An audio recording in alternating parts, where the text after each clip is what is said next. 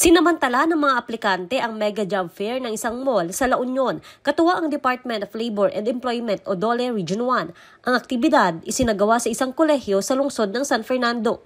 Binuksan ang 2 araw na job fair na nagsimula ngayong araw, August 27 at magtatapos bukas, August 28 sa parehas pa ring venue. Higit sa 400 na aplikante ang target na mabigyan ng trabaho. Because this is the avenue where job seekers and employers meet together in one avenue.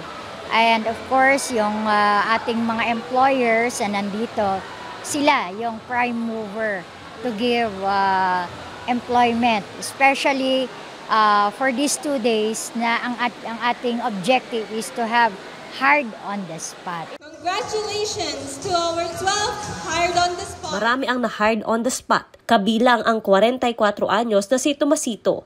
Dating OFW si Tomasito at nawala ng trabaho noong tumama ang pandemya. Bagamat maraming beses na umano siyang sumubok at hindi pinalad, hindi pa rin siya nawala ng pag-asa. Ilang try po na ako nag-apply ng mga trabaho pero wala pong tawag, ma'am. Pero hindi po ko nawalan ng pag-asa. Try and try lang po. Nandyan po yung mag-ina ko at saka mga kapamilya ko po. At saka basta po yung mga ibang relatives ko po. Sila po yung... At saka hindi ko po nakakalimutan na magdasal po. Humingi ng lahat po ng blessings po. Sabay-sabay ding na-hired on the spot ang magkakaibigang ito mula San Fernando City. Sulit daw ang kanilang pagsubok sa job fair dahil meron na silang trabaho. Siyempre, trabaho men. Narigat itambay. Lalo na akong kortam.